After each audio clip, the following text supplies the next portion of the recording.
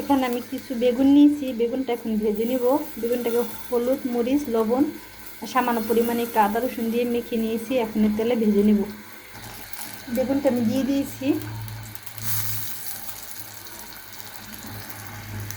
1 মিনিটের জন্য ঢাকনা দিয়ে ঢেকে রাখবো। কিছু টাইমের জন্য বেগুনটাকে ঢাকনা দিয়ে ঢেকে দিব।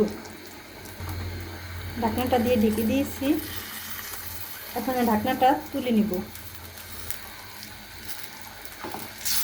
বেগুনটা আমার ভাজা হয়ে গিয়েছে, এখন উল্টিয়ে নিচ্ছি। বেগুনটা আমি এভাবে লাল লাল করে ভেজে নিয়েছি। বেগুনটা ছিল গোল বেগুন, এইভাবে আমি কেটে নিয়েছি। বেগুনটা আমি উঠিয়ে নিব। আর কিছু বেগুন আছে, এই বেগুনটি আমি পরবর্তীতে দিয়ে দেব।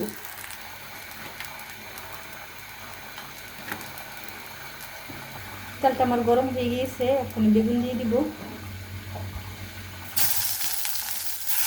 এই বেগুনটি আমি ওইভাবে লাল লাল করে ভেজে নিচ্ছি।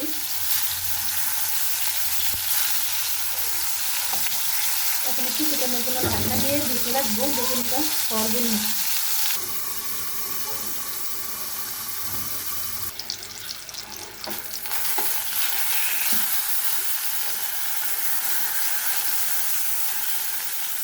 বেগুনটা আমি উল্টিয়ে নিচ্ছি,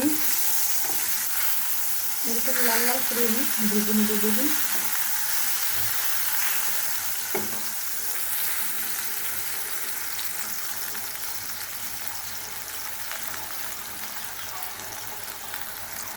এভাবে ঢাকনা দিয়ে ঢেকে যদি বেগুন ভাজা যায় তাহলে বেগুনটা খুবই নরম হয়, বেশি একটা টাইম লাগে না বেগুন ভাজতে।